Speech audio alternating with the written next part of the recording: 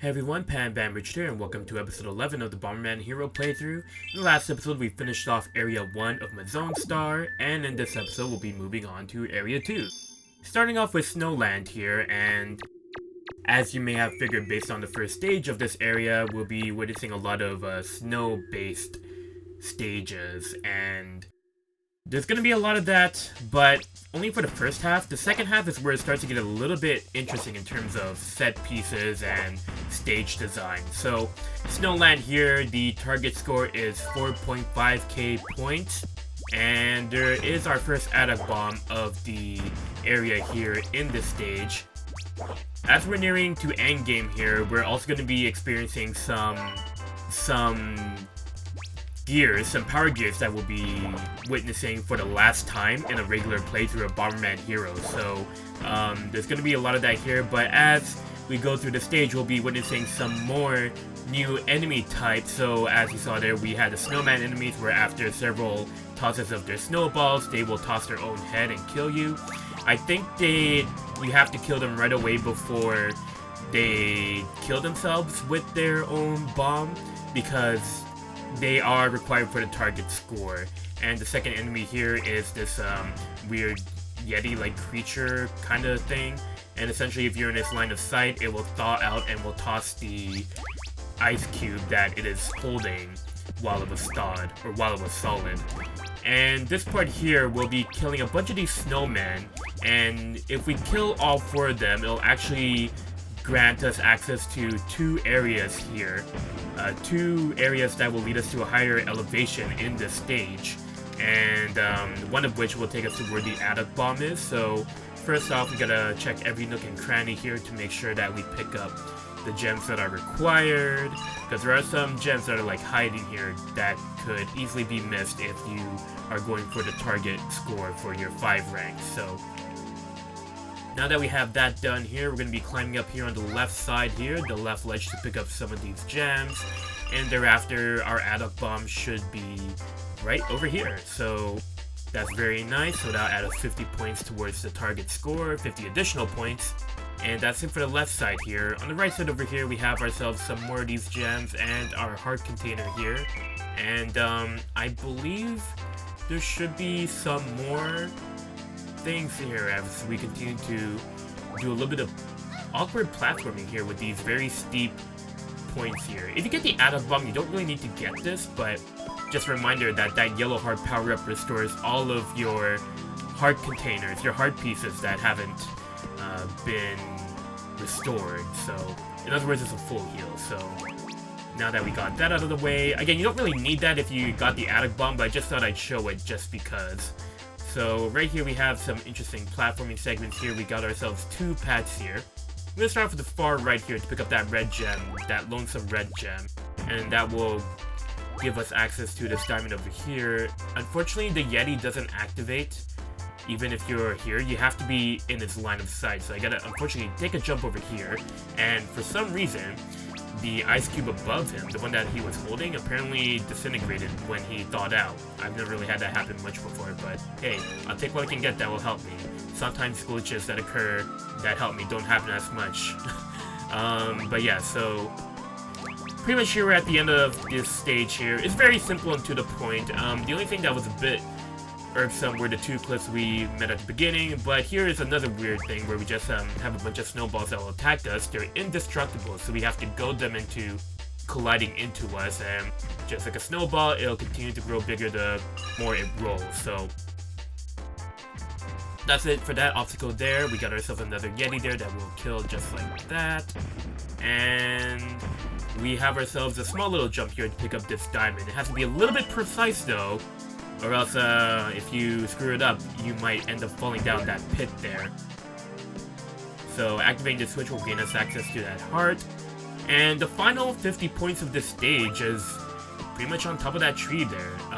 It's easily missable, but as you go towards the exit, you can see it there unless you just go straight for it right away. But that's it for Snowland. We hit our target score and our 5 rank. So next up here is Storm Valley. This is our second and final Louis level of the game, which is unfortunate because I do like Louis' mechanics here, like in this game. Like, I've praised it enough in the last episode, so I'm not going to repeat myself here, but ultimately the whole goal of this stage is to destroy all of the screws in the level. I'm just going to double check to make sure that's the case. Yes, we got to destroy all of the screw-shaped enemies, and there are quite a few of them here. I believe there are 10 in total, but we have to make sure to destroy them in order to gain access to the exit. So it just takes 3 stomps to kill them, and with Louie, just gotta make sure to wall jump in order to properly get any power-ups that you might be missing, or even just getting access to the next part of the stage. But I think that's it for this first layer here, so I'm gonna be wall jumping further. But yeah, Louie is a very prominent creature in the Bomberman series. I mean, I remember him mostly from the Game Boy Bombermans, not Pocket Bomberman, but the Bomberman Blue and Bomberman Red. I can't remember what the names of the full titles of those games, but they're basically all about the Cherubombs. The Cherubombs being the creatures that you get throughout the game, like throughout the standard Bomberman game, and you kind of play like a game of rock, paper, scissors, but the Cherubombs have like Pokemon-like mechanics in a sense. So Louie, I remember, was one of them, and the other one I definitely remember was Tommy being a part of it. I remember seeing magazines like Nintendo Power covering the game, and it's like, huh, it'd be a game that I'd like to try out one day, but never really had the time to. But Louie is pretty much the one creature that everybody would refer to in Bomberman, because he's the first one that showed up in, I believe, Super Bomberman 3, the one in the Super Nintendo. Yeah, a lot of the references in this game are connected to Super Bomberman 3, and I haven't played that one, but I think it's Japan only. I could be wrong on that, but yeah, so that chime there gives us the okay that we're almost done with this stage, or gives us the okay that this bridge suddenly appears for us. And the target score for this stage is 3.5k, so we're actually nearing that target score here. All we gotta do is just cross this bridge again, the snowball bridge, and make it to the far right and go down a little bit to get the final 200 points here in a row. And we are done with the Louie stages. Unfortunate, I kind of wanted to see some more in this game, but oh well, it is what it is. Alright, next up we have Snow Circuit. So this is the second and last stage that features the Bomber Slider. Now, this stage isn't as bad as the other one we encountered in Canatia Star. The target score for this one is 4,000 points. And honestly, you just gotta like go towards the gems that are worth a lot of points, and you're gonna be well over the target score as long as you do that. In other words, there's a lot of leeway. There's a ton of enemies to kill, there's a ton of power-ups and gems to pick up. The only challenge that comes to this are the narrow pathways, but I'd rather this than tight turns, personally. As long as you take this path over here, essentially you'll be able to get to the target score just fine here. Lovely. Damage, whatever, it's not that much of a big deal. Like, literally, a rainbow gem is, like, close to us right over here, essentially, and that should give us the target score, but I screwed up my jump. Lovely. Okay. You know, that's what I get for complimenting a Bomber Slider stage. I swear, this stage wasn't really that bad, but of course, the recording curse comes into play and just completely screws me over. But we got our 4,000 points. We did it. Bomber Slider stages. Okay, so next up here we have ourselves the final Bomber Jet stage in a regular playthrough. And this one is a little bit interesting because besides the obstacles that they throw at you, which is a ton, there's this one secret to this stage that I doubt people would get in their initial run, because it's just kind of cryptic how to access it, but you do need it in order to reach the target score, because if you don't go to the secret place, you're going to be so far behind in how many points you need. You'd have to kill all of the additional points that you have to get in the first area here, and to remotely even scratch the surface of the target score. Because the target score is 7.5k, and I was caught off guard and was really surprised to learn that there was a secret part here, because I was practicing this stage so many times to try to make sure that I have all the points that I need, but to later discover that there was another part of the stage I was missing was a little bit cathartic, but at the same time, I was like, huh, really? There wasn't really that much of a good for it, but whatever. it is what it is. I'll be showing off right here once we get there. Unfortunately, we can't reach the ones in the ceiling here, but the obstacles in the very beginning aren't that bad. As once we get to the midpoint here, that's where the obstacles start to get a little bit tricky. Particularly one enemy that you'll be seeing very shortly. Yes, this one over here, where it's constantly spinning 2 cannonballs. Like 2 rotating cannonballs, essentially. So you gotta, like, dash forward to make sure that you don't get hit by it. And every time I do it, I always get too close for comfort, for my liking at least. And thankfully, there's only 2 in the first area here, so we should be fine to get these ones here. Very nice. I don't want to be hit by a bird, because that'd be very embarrassing. And here's the secret. You gotta stay in the middle path here. You gotta go to the middle of this tic-tac-toe formation that these partitions are creating.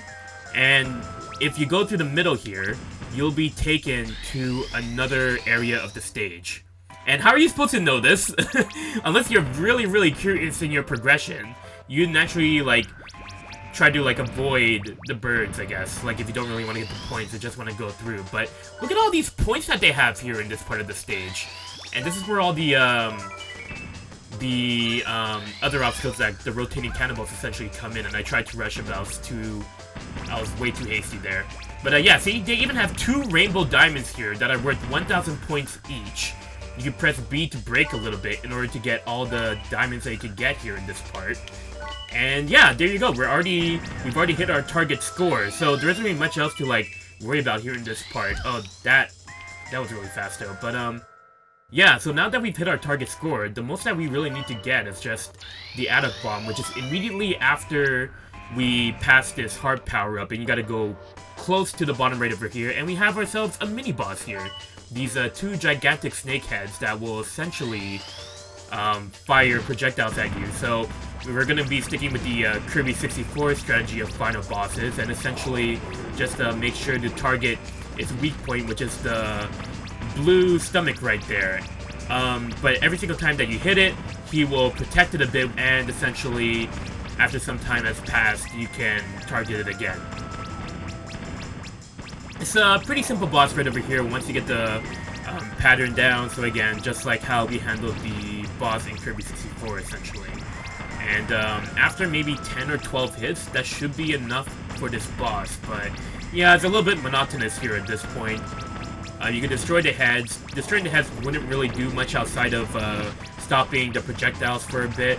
But ultimately, you just gotta keep maintaining this rotation. And I believe you get 2,000 points by killing this boss here at the end. And at the same time, it's, again, you really have to go to that second area there to get to the target score. Because if you don't, then you're going to be cutting it very close in order to even remotely scratch that surface of the target score, which is 7.5k points for your 5 rank. But thankfully, it's not really that bad. There we go. And we got ourselves our massive score for our 5 rank. Love it. Okay, final stage of Area 2 is Eye Snake. No, not the device that Solid Snake used in Metal Gear Solid 4, but those snakes that we encountered at the end of the last level are now back. And that's pretty much the main gimmick of this stage. They are now severed snake heads that you'll be seeing very shortly here. Their weak point is their head, and they need 4 hits each in order to kill, and this is where it gets a little bit challenging here in terms of the stage here, but ultimately what you want to do is goad the snake into going back and forth, and once you're at a higher elevation, target his head. But then this is going to be a little bit irritating here because now I accidentally activated both of them, so they're both on screen at the same time, and this is where things are going to get a little bit irritating here, especially when you're off screen and you can't determine which direction the snake is coming from. So I'm going to try to do our best, circumstances notwithstanding here. And there, we got rid of one of them here, so one more left to go. Shouldn't be so bad here now. I guess I lied previously. You only needed 3 hits here, but yeah, they do really charge at you very, very, very swiftly. So you got to make sure that while you're off screen, you notice where the snake is coming from and target him while he charges towards you while you're keeping a very safe distance away from him. Okay, but other than that, after destroying the 2 snakes, there isn't really much else left to this stage. It's just a very generic platformer level. So, and not even platforming, it's all just like a narrow path level. There's not that much jumping that you have to do. And they're even kind enough to offer bonus points in the form of these knives over here. Oh geez, I missed that one. Okay! Alright, well, so much for bonus points, but don't worry, there's more at the end. But you don't really need them. As long as you kill everything that's inside here in this very narrow area, there isn't really much to do in terms of exploration. The whole challenge really lies within the ice snakes, and I guess the game designers wanted you to go through the stage naturally while you're fending off the snakes, but why not just take the easy route by using the higher elevation to help you out? I mean, that's what I used to do when I was younger before I decided to just use the elevation to my advantage at the very beginning, because man, this stage would really bother me a lot when I was younger going through it. But yeah, the target score is 4.5k, and this stage doesn't have much in terms of exploration. All you gotta do is just like follow the narrow path and destroy whatever is in sight. I've grown a very, very terrible taste with these enemies now, the ones that fire these fire projectiles, and it's just, a lot of it is essentially how they're able to block off your bombs that you throw towards it, and sometimes it might be able to take priority over the things that you're able to toss as well, the bombs you're able to toss as well. I could try to get the bonus points and destroy at least one of these knives here, and it looks like I got 100. And we're gonna nail another one right over here. Unfortunately, missed it. But we don't really need to in the end. I just feel like doing it because, I don't know, routine, habit, things like that. Want to get a high score as possible. Old school gaming, or Game & Watch in other words. But, yeah, we're nearing the end here. Another one of those projectile enemies. Both the 2 projectile enemies that I hate. Oh, jeez.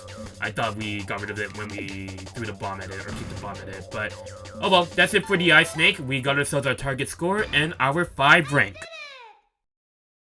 So now with that out of the way, that is it for Planet 4. Area 2 will now be moving on to Area 3 in the next episode. So until next time, take care.